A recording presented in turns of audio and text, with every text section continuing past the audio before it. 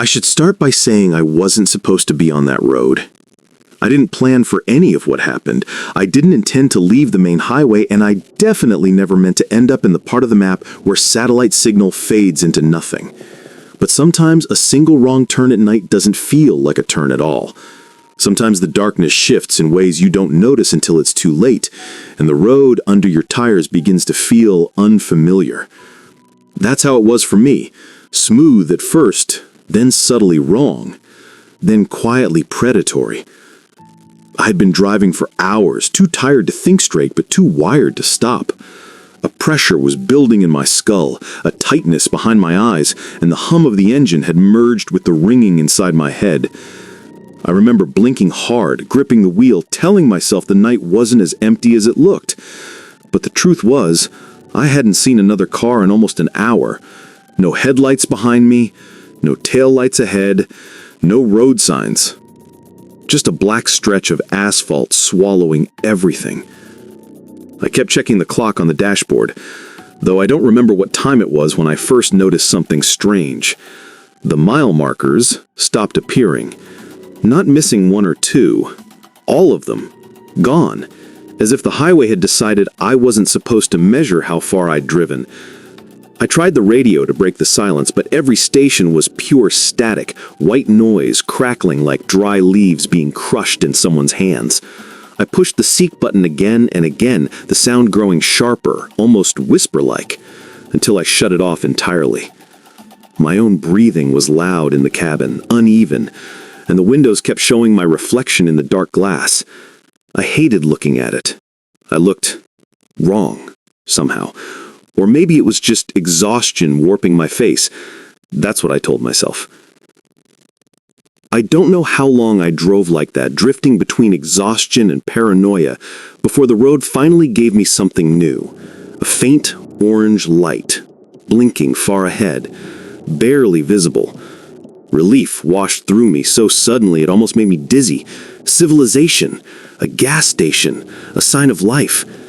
Maybe I'd been more scared than I admitted. I pressed the accelerator a little harder, eager to reach it, but as the light grew closer, my relief warped into unease. The place didn't look modern. No bright LEDs, no corporate logos, no clean reflective surfaces. It was old. Very old. A tiny station from another decade, isolated, surrounded by flat emptiness. One flickering bulb hung over the pump area, buzzing, casting jittery shadows across the cracked concrete. The building itself was small, squat, with faded red paint peeling off the siding. The windows were dark. The sign above the door simply said, "Gas," in letters missing half their paint. No brand, no hours posted, no pricing board. Just a lonely island of dim light in a world of black. My car rolled to a stop beside the pump, and the engine ticked softly as it cooled. The air outside felt heavier than it should have. Cold, but not a natural cold. Stagnant, unmoving, like the world around the station was holding its breath. For a long moment, I stayed inside the car listening. Nothing. Not wind, not insects, not distant traffic. Nothing. It was the quietest place I'd ever been. Then, without warning, the station lights snapped on. All of them, in an instant. The interior lights, the fluorescence above the storefront, the pump's digital display, though it showed no numbers. The sudden brightness felt surgical, too harsh, too deliberate, like I'd been put under a spotlight. My chest tightened. Someone was here. Someone had to be. Someone knew I'd arrived. I glanced around the lot, but no other cars were parked, no movement inside the windows, no sound of a door opening or closing, just that oppressive silence. I reached for the door handle, wondering if I should just leave, keep driving until I found a real station, but my fuel gauge was hovering dangerously close to empty. I didn't have a choice. I needed gas. I stepped out of the car, the gravel crunching under my shoes unnaturally loud. That's when I saw him. He came from the side of the building, emerging slowly from the shadow, as if the darkness itself had been wrapped around him. He moved, oddly, too smoothly, too quietly, like his feet barely touched the ground. He was tall, extremely tall, thin to the point of appearing stretched. His jeans hung loosely from his long legs, and his shirt, an old navy blue work uniform with a name patch I couldn't read, looked a size too small across his chest. His face, I didn't get a good look at it right away. The lights flickered at that exact moment, briefly plunging everything into dimness before they steadied again. He stopped about 10 feet from me, and then he smiled. It wasn't a friendly smile, it wasn't human warmth. It was slow, deliberate, too controlled, like he was imitating what he thought a smile should be. His eyes didn't match the expression. They were wide, unblinking, reflecting the overhead lights in a way that made them look glassy, like they weren't focusing on me, but through me, as if checking something inside my skull. "You're a little far from the main road," he said, voice smooth, polite, too calm for a place so empty. I swallowed hard before answering. "Yeah, I guess I took a wrong turn." "You did," he replied without hesitation, "but you made it in time." "In time for what?" I asked, trying to force a laugh, but my voice cracked instead. He didn't answer at first. Instead, he stepped closer, his movement still too silent for gravel. He looked at my car, leaned slightly, sniffed the air. Not like a human sniff, but short, sharp, like an animal testing the scent of prey. He said, "You'll want to fill up only what you need. No more, no less." "What does that mean?" I asked, uneasy. His eyes finally locked onto mine, and the air seemed to pulse around us. "Don't stay after 12:03. I felt my stomach drop. "What happens at 12:03? He tilted his head slowly, an emotion almost bird-like. "You don't want to know. No one wants to know." The way he said it wasn't threatening.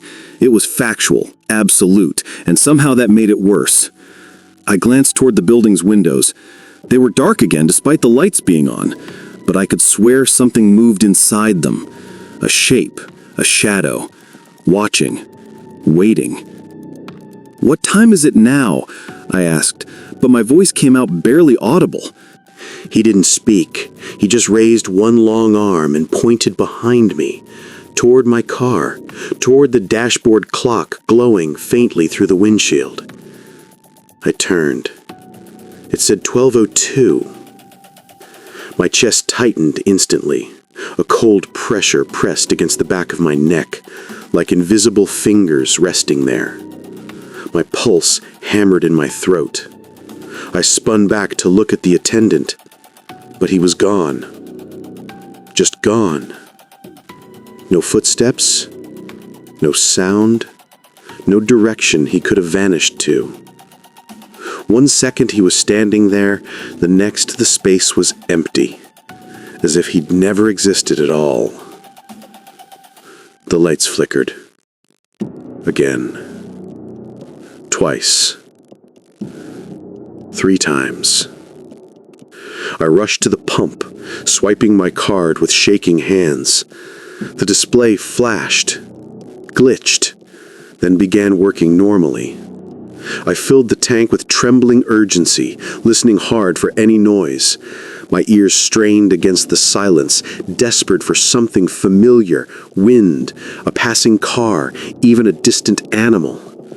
But there was nothing.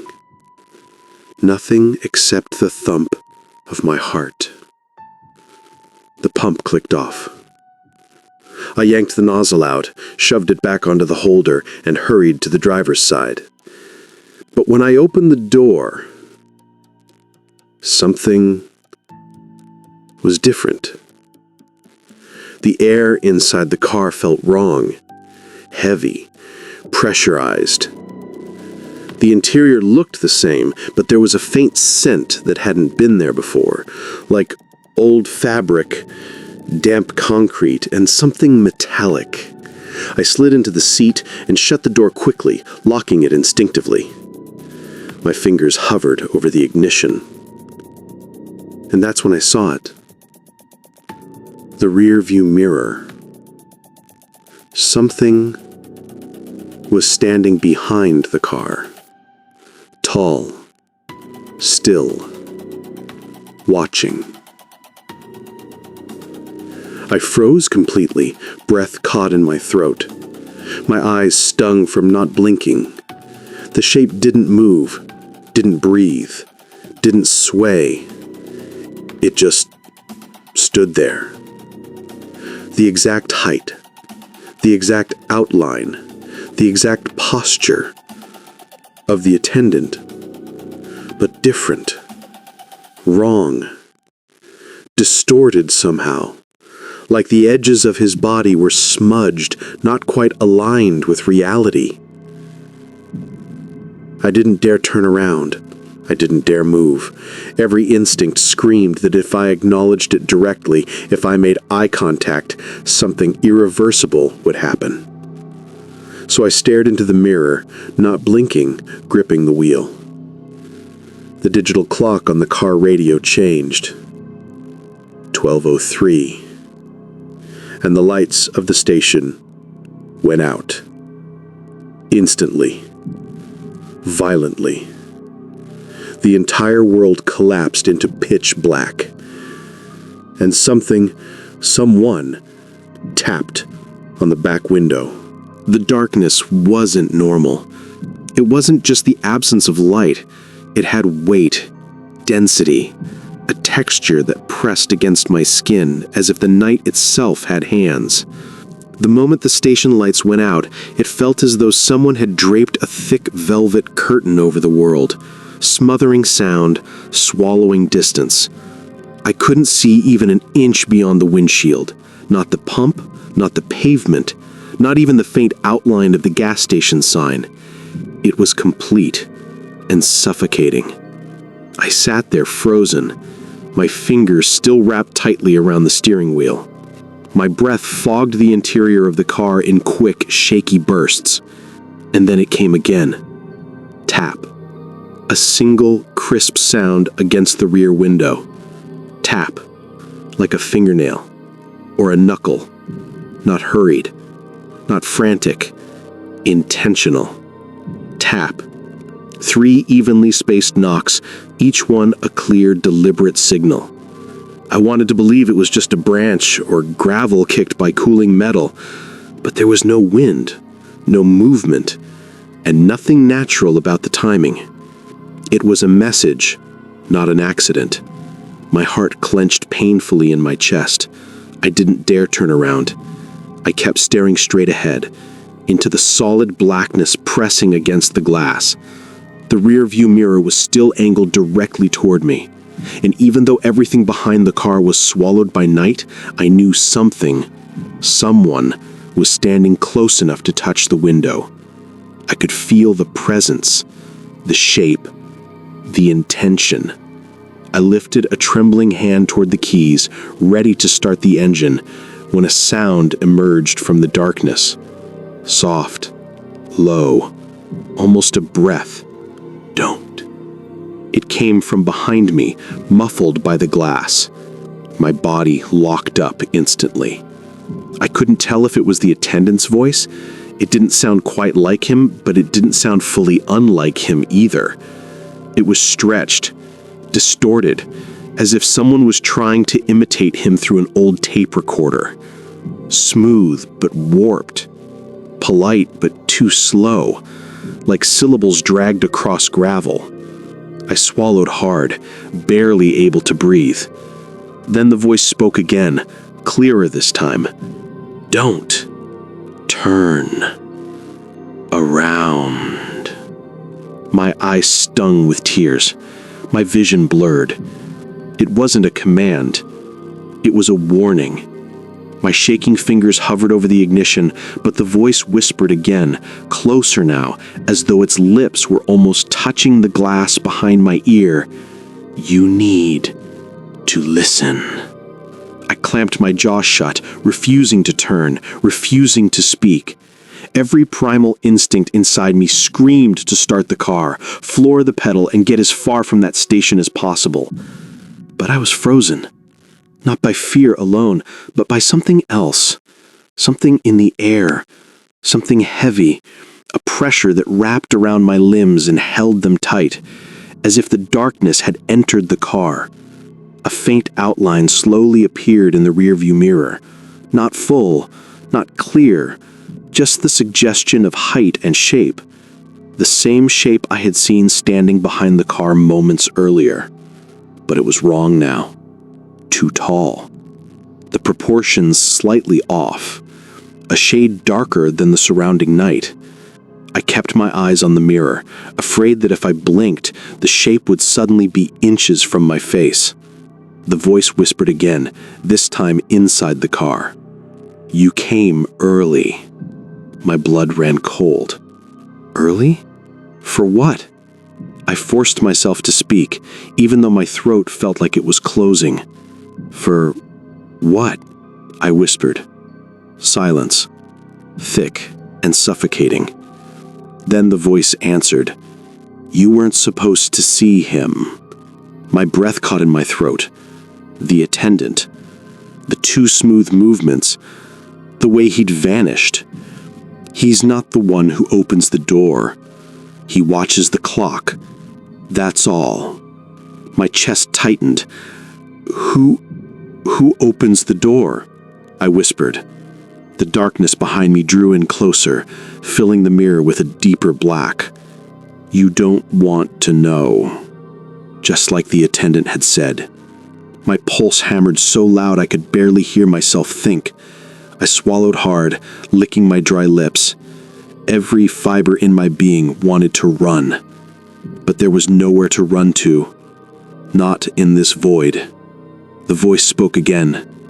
You need to drive. Now. Before the clock resets. I glanced at the dashboard. 12:03 still glowed in ghostly green numbers. It hasn't changed. I whispered. It will. The voice sounded suddenly urgent, strained, as if struggling to keep its shape. When it does, you need to be far away. A sickening cold spread through my spine. What happens when it resets? The darkness behind me seemed to lean in. It opens again. What opens? I whispered. The voice didn't answer. It didn't have to. A sound cut through the silence from somewhere outside. A distant creaking, like a massive door being pushed open slowly, reluctantly, by something with too many hands. Not metal, not wood. Something else. I turned the key immediately. The engine roared to life, too loud, too sharp in the heavy blackness. And the tap on the rear window became something else. A scrape. Slow. Steady. Long. As if a fingernail or a bone dragged across the glass. I slammed the car into gear and hit the accelerator. The tires skidded on the gravel before catching traction, and the sudden momentum pressed me back in my seat. The darkness behind the car didn't move. I could feel it watching me, but it didn't give chase. Not yet. But the station changed. As I sped past it, the building lights flickered back on for a split second, bright, blinding, and in that flash I saw movement inside the windows. Silhouettes. Dozens of them, standing still. Facing the pump. Facing me. Then the lights died again, and they vanished. The road ahead was pitch black, but unlike before, I didn't feel alone. The engine strained as I pushed the car harder than I should have, the speedometer needle climbing. The darkness receded behind me, or maybe I outran whatever had been standing there, but the road didn't feel right anymore. It wasn't straight. It curved in ways I didn't remember driving in. The pavement texture changed under the wheels from smooth to rough to something almost sandy, like the road was dissolving. My headlights illuminated nothing but endless black asphalt. No signs, no reflectors, no horizon. Just road and void. I reached for my phone to check the map, but the screen was frozen, stuck on my lock screen, unresponsive. I pressed the buttons, held them down. Nothing. Even the time didn't change. It was stuck at 12:03. My heart sank. The car clock was still frozen too. 24 minutes of driving. Still 12:03. The voice had warned me. When it resets. What did that mean? My breath hitched. The radio clicked on by itself. Just static at first. Then, under the static, very faintly, I heard breathing. Not mine. Slow, deep, deliberate. Someone, something was on the frequency. The static shifted, crackled. A whisper emerged. You didn't drive fast enough. I nearly swerved off the road. The voice wasn't the same one from the gas station. It wasn't the attendant. It wasn't the thing behind the car. It was my own voice. Lower, distorted, stretched thin. I fumbled for the radio buttons, trying desperately to shut it off, but the knobs wouldn't move. The volume began rising on its own, louder and louder, the static roaring like a storm. I slammed my palm against the dashboard. Stop! Stop! The sound cut instantly. Silence returned, sharp and sudden. My hands shook on the wheel as I forced my breathing to slow. The road ahead stretched endlessly into blackness. My headlights barely seemed to penetrate it, like the darkness had mass. Then something appeared in the distance. A shape, small at first, growing larger. A figure, standing in the center of the road. I slammed on the brakes instinctively, tires skidding sideways, coming to a violent stop inches from the figure. My heart nearly exploded. It was the gas station attendant. Or at least, it looked like him. But his proportions were wrong. His limbs too long. His head tilted too far to the side, almost touching his shoulder, as if the neck had been unhinged. His uniform was torn now, hanging from his body like wet cloth. And his face was turned away from me. He stood perfectly still, hands limp at his sides. I didn't dare move. The engine idled, loud in the silence. Slowly, very slowly, his head began to turn toward me. Too smoothly, too silently, rotating farther than a human neck could possibly rotate. I pressed my back into the seat, breath locked. When his face finally came into view, I understood why the lights had flickered when I first saw him. He had no eyes. Just two smooth, pale indentations where eyes should have been. No nose, no mouth. Just a suggestion of features stretched thin over something underneath. Something shifting. Something moving. He lifted one arm and pointed behind my car. My blood froze. I didn't want to look. I didn't want to see. But the rearview mirror angled just enough that I couldn't avoid it completely. Behind my car, in the darkness, something massive was standing. Not a person, not a shape. A wall. A wall of darkness taller than the gas station roof. And it was moving forward, slowly, deliberately. Consuming the road. Consuming everything. The attendant spoke without a mouth, his words vibrating through my skull. You weren't supposed to see him. He pointed at the approaching black mass, and he wasn't supposed to see you. The darkness behind the car pulsed, once, like a heartbeat. My breath hitched. The car clock blinked. 12:04. And as soon as it changed, the darkness surged forward, fast, too fast. The attendant's head snapped, jerking unnaturally. Drive. I hit the gas so hard the tire screamed. The figure on the road didn't move. My car passed through him like smoke, like he was made of memory. And the darkness gave chase. Not behind me. Around me. Above me. The road twisted violently, as if the ground itself was being pulled into the void. My headlights flickered. The whole world shook. The voice on the radio, my voice, returned. You should have stayed at the station.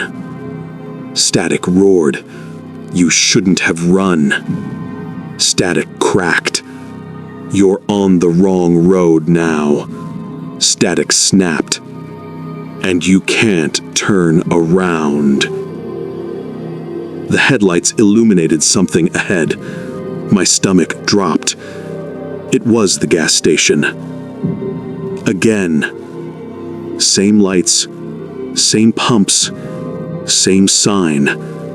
The same place I had just left. But this time, something was standing on the roof. Tall. Wrong.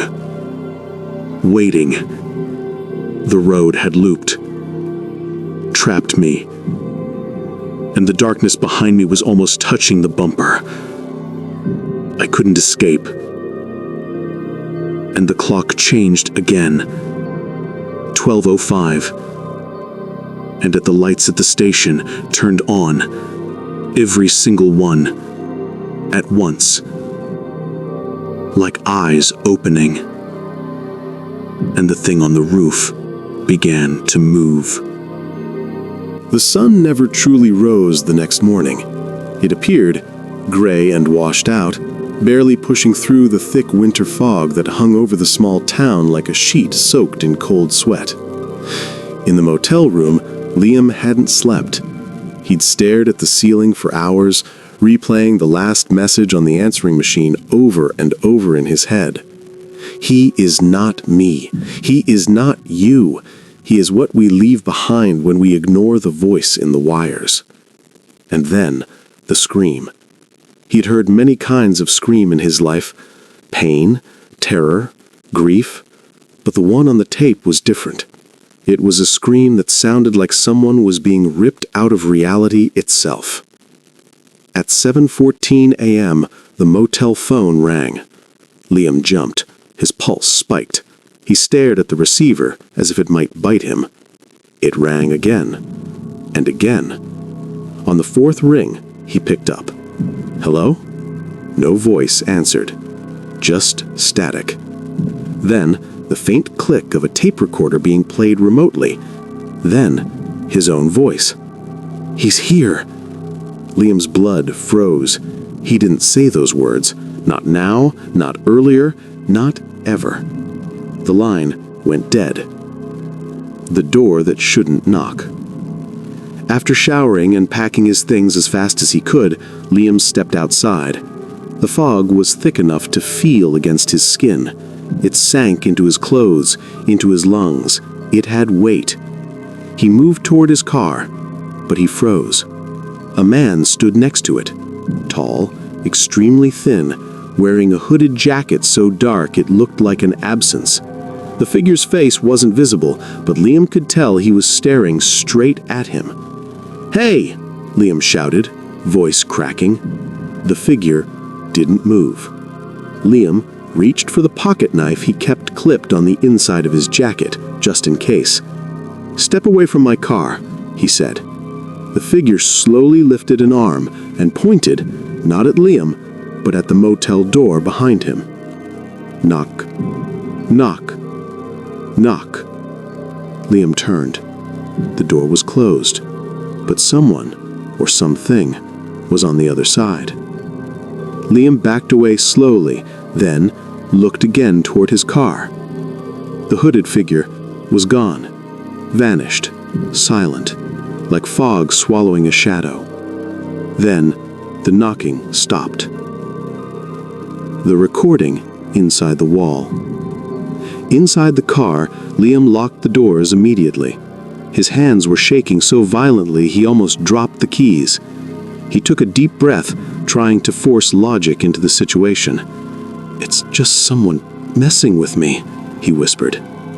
But the lie felt too thin. He drove out of the motel parking lot, tires sliding briefly on the wet asphalt. As he merged onto the highway, the answering machine tape, still sitting on the passenger seat, began to hiss softly. The tape wasn't in a recorder. It wasn't plugged into anything. It hissed anyway. Liam stared at it in horror. Then, click. The tape began to play itself. Static. A faint voice buried beneath the noise. "You left the door open." Liam's chest constricted. He slammed on the brakes, nearly skidding into the guardrail. "No," he whispered. "No, I know I locked that door." On the tape, something moved. A shuffle. A dragging sound. Breathing. "He came in. He's in the walls." The voice was unmistakable. It was Liam's voice, the version of him from the tapes, older, exhausted, terrified beyond reason. And then, a second voice answered. Lower. Distorted. Like wires vibrating. Under tension. "He didn't lock the door, Liam." Liam's mouth dried. The two voices on the tape, his and the other one, began to whisper over each other, overlapping, echoing, rising like insects crawling through vent shafts. Liam ripped the tape from the seat and threw it toward the back of the car, but the voices kept playing. He punched the gas and sped forward. "Stop!" he yelled at no one. "Shut up! Shut up!" The voices finally ceased. But the silence that followed was worse. The sheriff who already knew.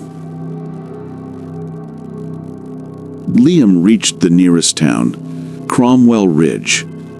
Population 430. He parked in front of the sheriff's station, stormed inside, and slammed both hands on the front desk. "I need help," he said breathlessly. "Someone's following me, breaking into my motel, leaving tapes, recordings of me. And there was someone outside my room this morning, someone I think is dangerous." The deputy behind the desk didn't look surprised. In fact, he looked tired, as if he'd heard this more than once.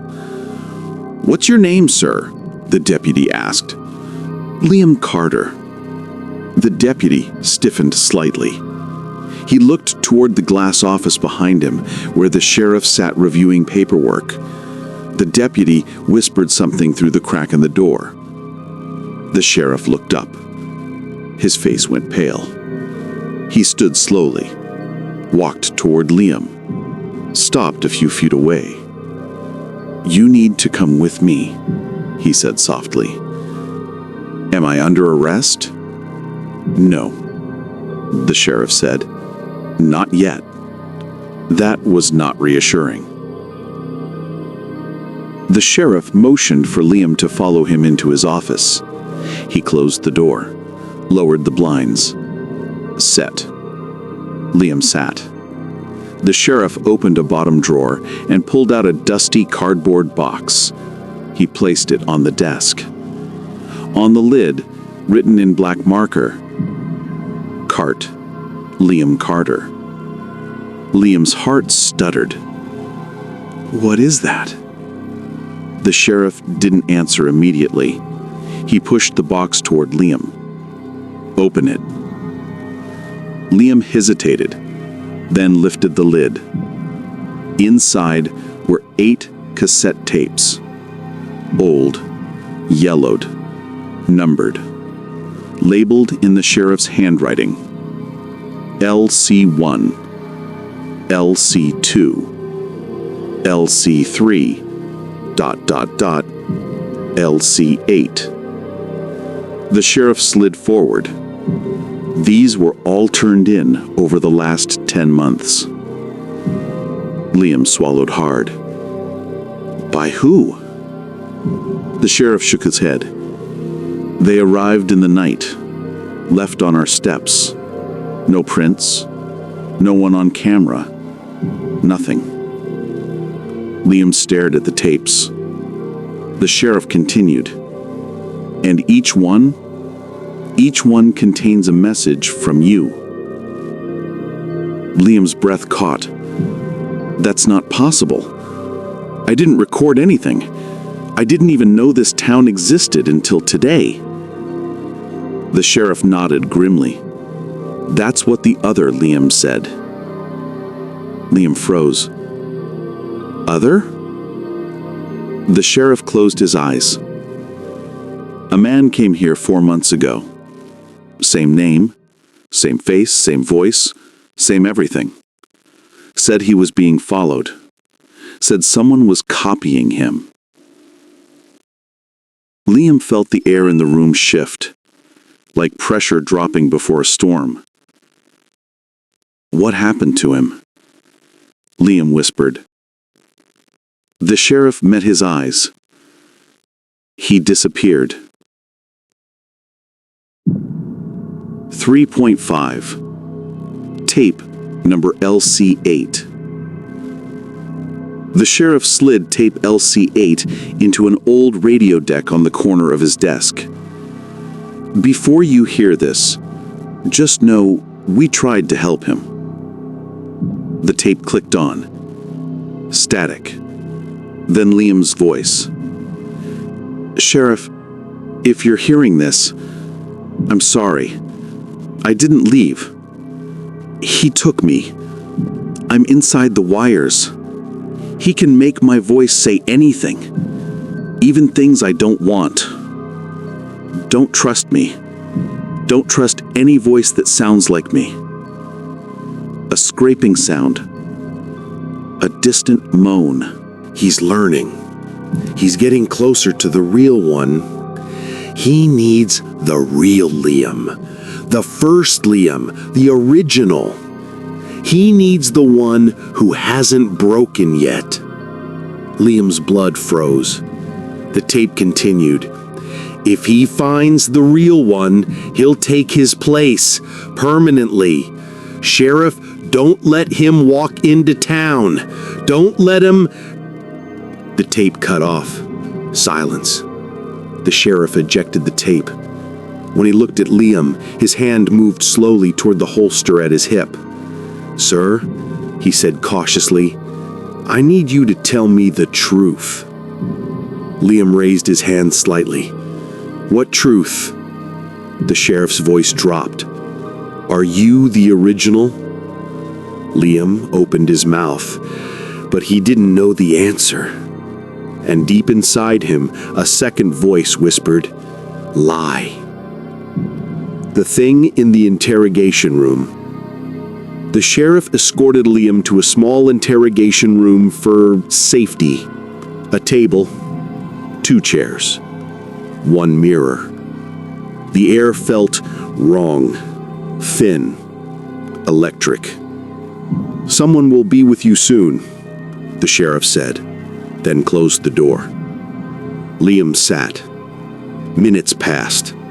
Then, something scratched inside the walls. Long, slow, like fingernails dragging along metal ductwork. Hello? Liam whispered. The scratching stopped. From the mirror, taped behind the glass, a small recorder clicked on by itself. Liam stood slowly. Static filled the room. Then a voice. I found you. The lights flickered, the walls trembled, the mirror darkened like ink spreading behind it. Liam backed against the corner. The voice spoke again.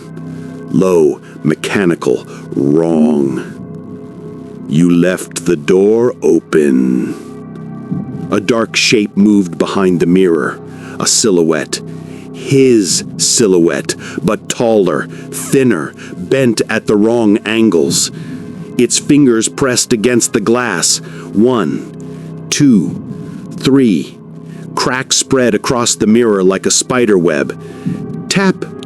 Liam swallowed. The silhouette whispered, "Part of you is already mine." Then silence. The lights went out. Pitch black. Liam screamed. I didn't know how long the darkness held me. Time didn't behave normally anymore. It stretched, bent, folded in on itself. When the lights finally came back on, the interrogation room looked the same as before. Cold tile, metal chair, the mirror that was never really a mirror, but my body wouldn't stop shaking. The air felt electric, charged, like something had been watching me even after the lights returned. I stood up slowly, pushing myself away from the wall. My legs felt like they didn't belong to me. The mirror reflected my face, pale, sweaty, terrified. But something about my reflection felt off again. The eyes lingered a half-second too long before moving. I blinked hard, forcing myself to look away. The door burst open and the sheriff stepped inside. His hand hovered near his holster like he expected something violent to jump out of me at any moment. He looked at the tape recorder mounted on the wall behind me, then back at me. "What did you say in here?" I shook my head. Nothing. "I heard you," he said, "through the door." "That wasn't me," I whispered. He stared harder. "That's what the last one said." The words hit me so hard my knees nearly buckled. The last one? The last who? But he didn't explain. He didn't even look like he wanted to explain. He simply unlocked the door and said we were done. He told me not to leave town and pushed me out into the cold night air. I got into my car and drove, desperate to put distance between myself and that room. The headlights cut through the empty stretch of road like two trembling fingers of light. I couldn't stop replaying everything that had happened. The voice, the tape, the mirror, my own reflection behaving like it had thoughts I didn't control. I tried to turn on the radio for distraction, but the static that came through wasn't normal static. It pulsed, like breathing. Then the static stopped completely, and my own voice came through the speakers. "Don't keep driving." I slammed my palm against the radio, shouting for it to turn off. It didn't. The static surged again, deepening, warping, twisting. "You'll miss the turn." "What turn?" I yelled. That's when the figure appeared in the road ahead. Tall, skinny, wrong, moving like it was built out of shadows and angles that didn't make sense. I jerked the wheel, the car skidding, crashing into a ditch, my world exploding into glass and cold air. When I woke, the passenger seat was no longer empty. A shape sat beside me. The hood dipped low over its face. It breathed, without any rise or fall of the chest. And then it turned toward me. It was me. Not exactly me, like someone had sculpted a version of me out of wax, melted it, and stretched it back into shape. The jaw too long, the eyes too reflective, the smile too slow. It leaned in, breath cold as ice. "You left the door open," it whispered, in my own voice, but smoother, stronger, more confident. I scrambled out of the car, rolling onto the frozen dirt. When I looked back, the passenger seat was empty again. I ran blindly into the cornfield. The stalks were dry and brittle, snapping as I forced my way deeper into the rows. My lungs burned. My legs trembled.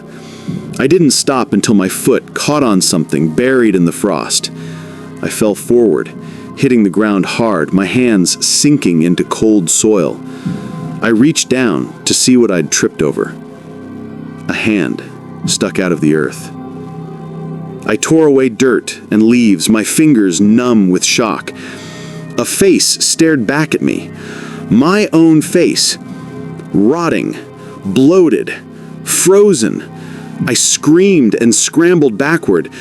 The stalks rustled behind me. A voice whispered, "Which one are you?" I turned and saw the sheriff standing at the edge of the cornfield, flashlight trembling in his hand. His expression wasn't fear or anger, it was resignation. "You weren't supposed to find that," he said. "What is that? Why is it me?" He hesitated, then gave the smallest shake of his head. "Don't make me answer that." I felt my voice break. "What's happening to me?" That's what the others said too. My heart stopped. My fingers went numb. My voice cracked into a whisper. "Others?"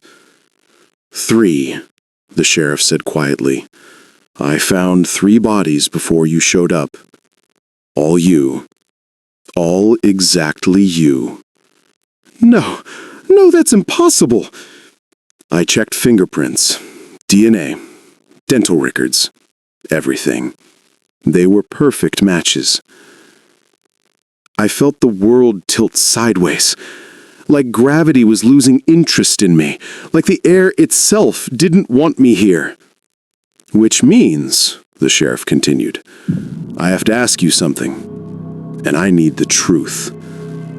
He lifted the flashlight slightly, illuminating my face like a spotlight.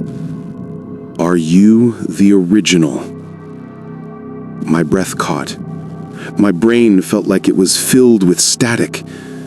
I tried to speak, but nothing came out. The sheriff stepped closer. "There's a way to know for sure. A machine in my office. Analog voice analyzer. Your twin thing. Can mimic recordings, but it can't mimic natural vocal vibration. Not perfectly." He extended a hand. "Come with me. We can test you." Part of me wanted to run, but another part needed to know, needed to believe I was real, that I wasn't one of the bodies buried beneath the frost. I took his hand. We started walking back toward the road. The sheriff's radio crackled. A voice whispered through it. My voice. "Sheriff, don't bring him in." The sheriff froze. Static, built. Then the voice continued, trembling, terrified, older. "He's not the one." The sheriff's radio. The sheriff lifted his radio slowly, eyes narrowing. "Who is this?" The answer came like a knife. "Sheriff, listen to me. He's not me. He's the one the voice wants." The sheriff's eyes snapped toward me. His hand moved to his gun. "Sheriff, that's not me," I said. But the gun was already pointed at my chest. "Don't move." The radio hissed again. "Kill him before he spreads." "No!" I yelled.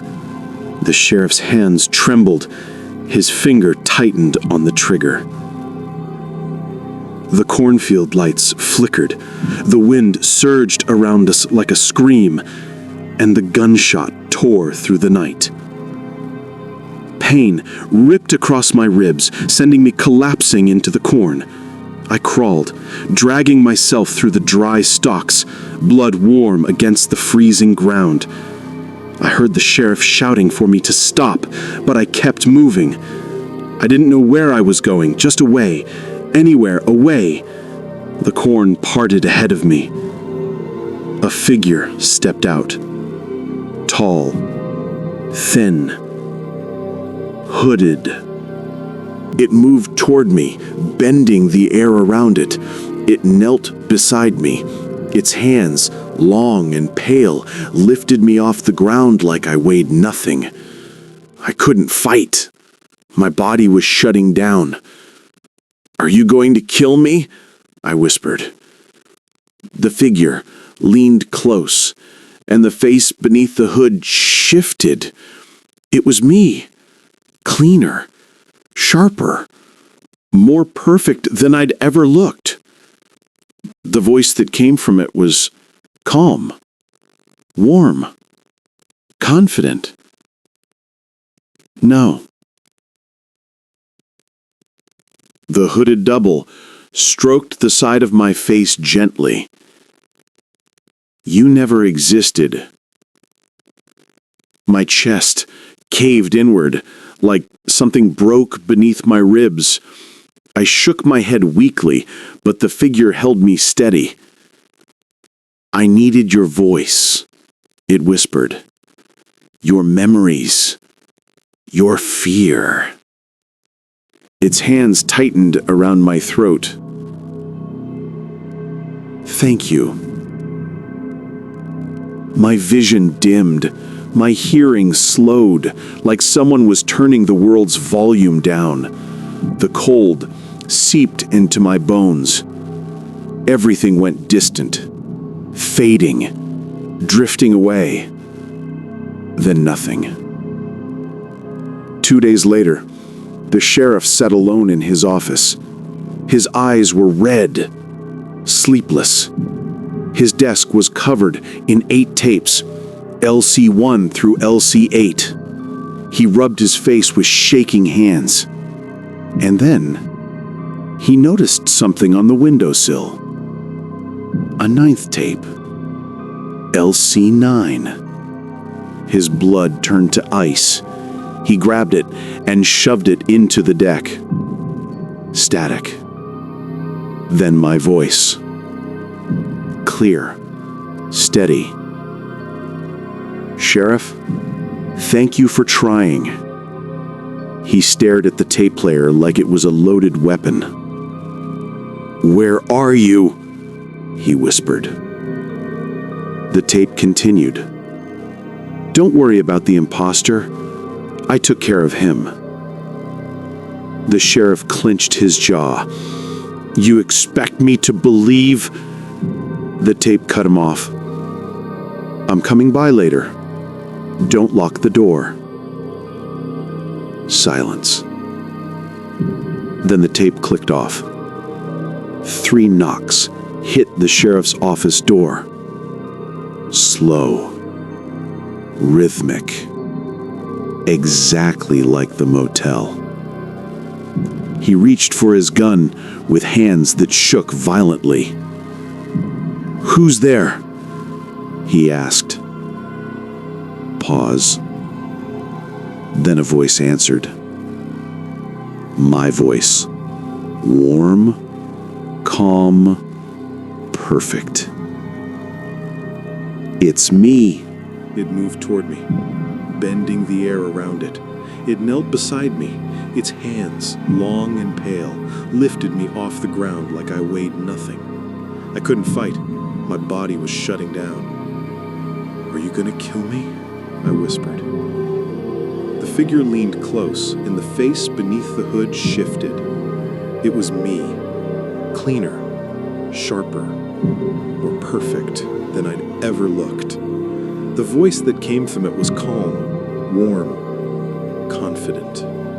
No. The hooded double stroked the side of my face gently. You never existed. My chest caved inward, like something broke beneath my ribs. I shook my head weakly, but the figure held me steady.